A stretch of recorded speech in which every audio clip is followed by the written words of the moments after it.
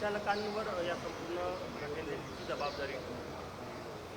नाही, मला असं वाटतं की आश्रमशाळांना 2000 रुपये एका मुलाच्या मागे दर महिन्याला अनुदान मिळतं.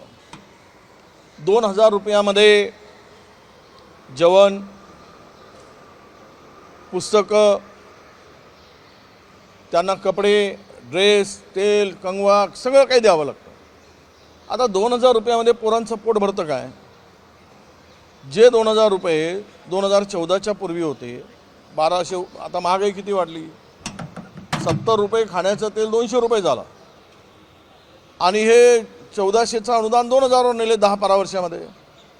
एकीकडे मुलांची सोय चांगली झाली पाहिजे, आदिवासी मुलांना चांगल्या सुविधा मिळाल्या पाहिजेत, तर बजेट जात कुठे आहे आदिवासी मुलांचा? कुठे चालला आहे, कोणाच्या घशात चालला आहे, याची पण चौकशी झाली पाहिजे ना. जे बजेट आदिवासींच्या लोकसंख्येप्रमाणे जो मिळतो त्या बजेटला कोण फुंकून खात आहे, कोण आपल्या गळ्यात घालतो आहे, कोण पोटात घालत आहे, आणि 2000 रुपये देऊन सगळ्या सुविधा कराव्यात. महाराष्ट्रामध्ये आत्तापर्यंत अशा घटना अनेक ठिकाणी झाल्यात, अनेक शाळांमध्ये झाल्यात, सर्पदंशाने. परंतु संचालकांच्यावर गुन्हा दाखल झाल्याची पहिली वेळ आहे. या नैसर्गिक आपत्ती येत असतात. काल वर्धेच्या SP च्या ऑफिसमध्ये 2 दिवसापूर्वी SP च्या घरामध्ये विषारी साप सापडला, आढळून आला. मग कुठे आढळून येऊ शकतो? प्रश्न तो नाही. याला थेट जबाबदार धरून 80 वर्ष वयाच्या खासदाराला त्यांनी त्या भागामध्ये कुठे शाळेत जात नव्हती मुलं, त्यावेळेस ती शाळा सुरू करून त्या भागामध्ये आदिवासींच्या मुलांसाठी शैक्षणिक सुविधा निर्माण केल्या. मारुतराव कोळसेंनी, जिथे सुविधाच नव्हत्या, मुलं शिकत नव्हती, अशा वेळेस ती सगळी व्यवस्था निर्माण करत असताना काही चुका झाल्या असतील, नाही असं मी म्हणत नाही, पण त्याला थेट संचालक म्हणावं. यापुढे ज्या शाळेमध्ये अशा घटना होतील त्या शाळेच्या संचालकावर आता गुन्हे दाखल करावे लागतील, ही प्रथा पडेल, त्याला जबाबदार धरलं जाईल. मग त्यामध्ये बदनापूरची घटना घडली असेल, लहान मुलीवर अत्याचार झाला शाळेच्या कॅम्पसमध्ये, त्या मुलींचं शोषण झालं, त्यावेळेस त्या संचालकावर गुन्हे दाखल करण्याची हिंमत दाखवली नाही सरकारने. का? तर तो संघी होता म्हणून, RSSचा होता म्हणून. अरे सगळ्यांना समान न्याय द्या ना, आम्हाला कोणालाच विरोध नाही. आम्ही त्यांनी जे काही चूक केल्या असतील कारवाई व्हावी, पण ज्या पद्धतीनं तुम्ही तिकडे सुविधा देऊन त्या मुलांसाठी हे वाढवून न्यायला पाहिजेत. बरं, तिथे 3-4दा व्हिजिट झाल्या, त्याचं इन्स्पेक्शन झालं, त्यावेळी असा कुठेच उल्लेख केला नाही की ते कार्ड दिली पाहिजेत, बेड दिला पाहिजेत. मग ही अधिकाऱ्यांची जबाबदारी नाही तिकडे काय व्यवस्था निर्माण कराव्यात किंवा तिथे त्याला काय सुविधा द्याव्यात, त्यामध्ये त्यांनी का नाही आक्षेप नोंदवला? आणि कुठल्याही आश्रमशाळेमध्ये बेड नाही आहे. महाराष्ट्रामध्ये 1000 आश्रमशाळा आदिवासी विभाग चालवत आहे. जरा दाखवावं त्या मंत्र्यांनी आणि सरकारने कुठल्या शाळेमध्ये बेड आहेत, किती शाळेमध्ये बेड आहेत. आता अशी घटना झाल्यानंतर हे होऊ नये दुर्दैवानं. अशा घटना घडून आदिवासी दिनाच्या दिवशीच जागतिक ही घटना घडली, त्यामध्ये हे फार मोठी दुर्दैवाची घटना आहे आणि निष्पाप मुलींचं त्यामध्ये जीव गेला. पण या सुविधा देण्याचं काम कोणाचं आहे? केवळ संस्था चालकावर ढकलून काय 2000 रुपयामध्ये? 2004च्या नियमानुसार आदिवासी आश्रमशाळा उघडतानाच बेडची व्यवस्था करून देणं अपेक्षित आहे, असं आदिवासी विभागानं सांगितलेलं आहे की तुम्ही आश्रमशाळा उघडता तर बेडची व्यवस्था करून. मला सरकारला हाच प्रश्न आहे. अनेक मंत्र्यांचे, अनेकांची आश्रमशाळा आहे, अनेक राजकीय लोकांची आश्रमशाळा आहे. कुठल्या आश्रमशाळेमध्ये बेड आहे याचं सरकारने डिक्लेअर करावं. किती आश्रमशाळामध्ये बेड लावले आहे, तरी पण त्यांना अनुदान का मिळत होतं, का दिलं जात होतं, ह्याचंही उत्तर मिळालं पाहिजे ना. करायचं आहे आत्ता खडबडून जागे होऊन एखादी घटना घडल्यानंतर आपण सगळे जागे होतो आणि तिथून काहीतरी कारवाईसाठी पुढे येतो. पण आज आदिवासीच्या लोकसंख्येप्रमाणे जो बजेट मिळतो तो 30% खर्च होत नाही, दुसऱ्या विभागाकडे वळवला जातो. त्यावेळेस तुम्हाला काहीच वाटत नाही. तेच जर पैसे इथे लावले असते तर आदिवासी मुलांना उत्तम दर्जाचं शिक्षण देता आलं असतं. तालुका स्तरावर काढा ना माध्यमाच्या शाळा, एकलव्यसारख्या जे संकल्प केला होता एकलव्य शाळा तशा काढा. एकलव्य शाळेचा कन्सेप्ट कोण आणला? आम्हीच आणलेला होता. तशा पद्धतीच्या शाळा उभे करा. आणि मला वाटतं की आदिवासी आश्रमशाळा सगळ्याच बंद केल्या पाहिजेत. करायचं आहे तर सुविधा नाही लावा, 6 महिन्याची मुदत द्या, नाही सुधारले तर बंद करून टाका. आणि सरकारने त्याची जबाबदारी घेऊन त्या शाळा चालवल्या पाहिजेत. एकीकडे सरकारी वसतिगृहामध्ये आदिवासींच्या एका मुलावर 6,000 रुपये 7,000 रुपये खर्च केले जातात आणि त्या संस्थेला मात्र 2,000 रुपये दिले जातात. हा फरक आहे ना. ह्या फरक भरून काढा आणि मग त्या संस्थेला झोडपून काढा, असं माझं मत आहे.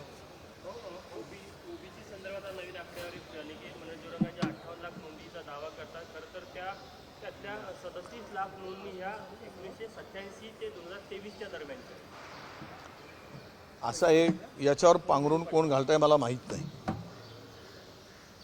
पूर्ण याच्यामध्ये जे आत्ता जिल्हा परिषदेच्या नगर परिषदेच्या निवडणुका झाल्या, स्थानिक स्वराज्य संस्थांच्या निवडणुका झाल्या, सर्व ओबीसी जागेतील 85% लोक हे त्या ठिकाणी नव्यानं प्रमाणपत्र घेतलेले निवडून आले. हे कोणी पाहिलं?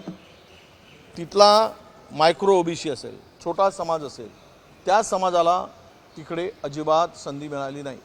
तो या सगळ्या स्थानिक स्वराज्य संस्थेपासून वंचित राहिला. या निवडणुकीतून तो त्याला तिकडे संधीच मिळाली नाही. ही कोणामुळे झालं? हे जे चाललं आहे ना, इतक्या मोठ्या प्रमाणामध्ये प्रमाणपत्र द्यायचा. कोणी म्हणतात त्याच्यापूर्वी झाले असतील, आत्ता जरांगेचं काही नाही. ठीक आहे, जरांगे अनेक मराठा समाजाची मुलं म्हणतात की जरांगे समाजाचं नुकसान करत आहे. मराठा समाजातील मुलं आता बोलायला लागली, कारण EWSमधून जवळपास 80-85% वाटा त्यांना मिळायचा. तिथून आता त्या सवलती बंद झाल्या या ओबीसीच्या त्यांच्या धोरणामुळे. अनेक पोरांना त्यातून नुकसान भोगावं लागतं आहे. पण मला एवढंच म्हणायचं आहे की हा वाद पेटवत असताना जरांगे पाटलांनी त्यांचा तो वाद त्यांना माहीत, मी त्याच्यावर बोलणार नाही आणि तो काही त्याच्यावर बोलण्याची आम्हाला गरजही नाही.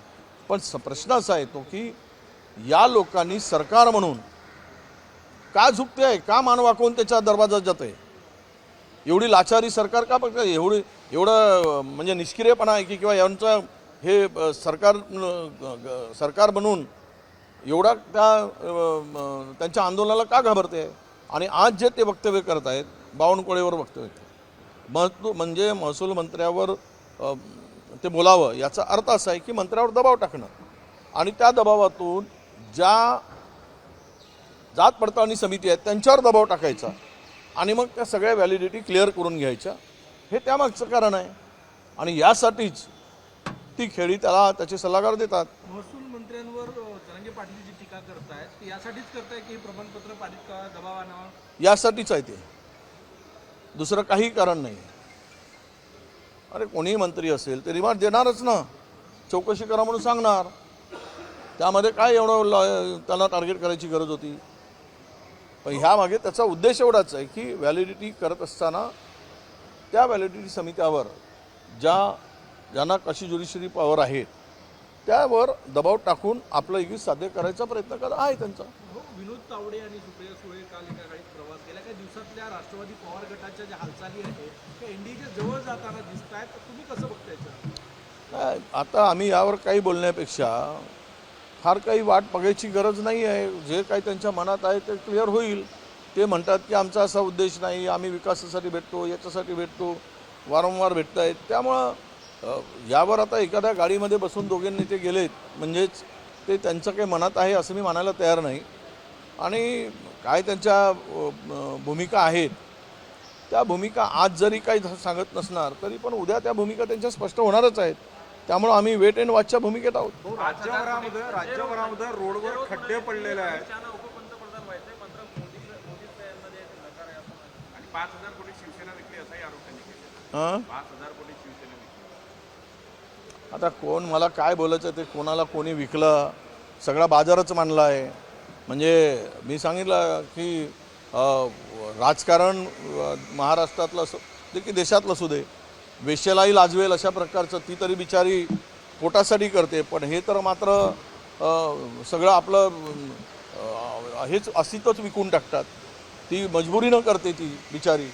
पण ह्यांना सत्तेचा लोभ, धनाचा लोभ, त्याच्यापेक्षा हे फेकले आहेत असा त्याचा अर्थ होतो. त्यामुळं 5,000 घेऊ देत, कोणी 10,000 कोटी घेतले त्यावर विषय नाही. पण तुम्ही जे म्हणलात की त्यांना कोणाला उपमुख्यमंत्री व्हायचं आहे, कोणाला मंत्री व्हायचं आहे, तो उपपंतप्रधान व्हायचा आहे, तो भाजपचा प्रश्न आहे. तर आम्हाला काय करायचं आहे? कोणाला पंतप्रधान करतील, कोणाला काय करतील, कोणाला खड्ड्यात टाकतील, कोणाला वर नेऊन उचलतील, तो त्यांचा प्रश्न आहे. राहुल गांधींच्या मानसिकतेमध्ये जिन्नाचा आत्मा दिसतो असं भाजपचे खासदार निशिकांत दुबे यांनी वादग्रस्त वक्तव्य केलेलं आहे. जो स्वतःच्या मावस बहिणीशी लग्न करतो त्याला नैतिकता कुठून आली? त्याला बोलण्याची गरज नाही. अशा थर्ड क्लास फेकल्या माणसाचं नाव घेण्याची पण आमची इच्छा नाही, ज्याच्यामध्ये संस्कार नाही, संस्कृती नाही, काही भान नाही सामाजिक. अशा फेकल्या माणसावर बोलण्याची गरज वाटत नाही आम्हाला. आज रिप्लाय करणार आहे 3 वाजता. आज 3 वाजता अमित शहा रिप्लाय करणार आहोत. अरे 3 आठवडे गायब होते.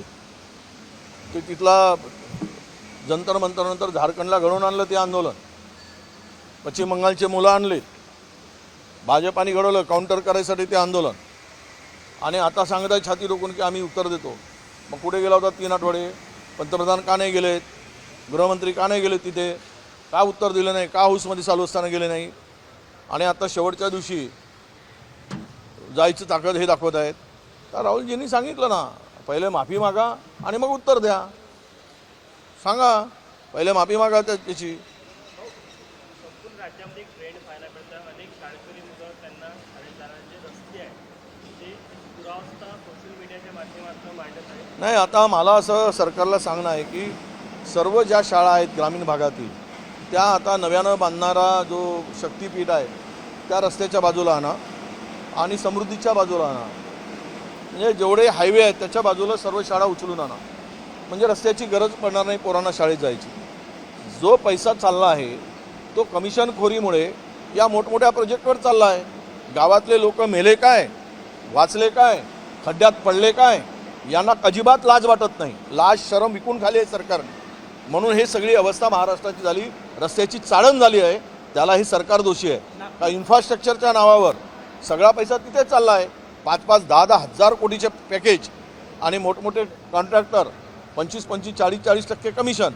आणि ते कोलॅप्स होत आहेत, पडत आहेत, खड्डे पडत आहेत, पूल पडत आहेत. आणि हे सांगतात हे टेक्नॉलॉजी, ते टेक्नॉलॉजी. कायची टेक्नॉलॉजी आहे? भुरक्याची टेक्नॉलॉजी आहे.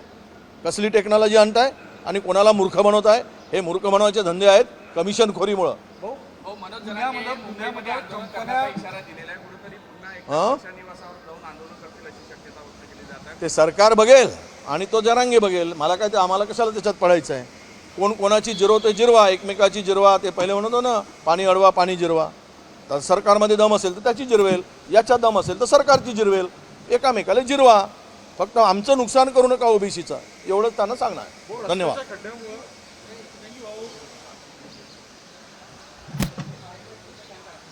कुठे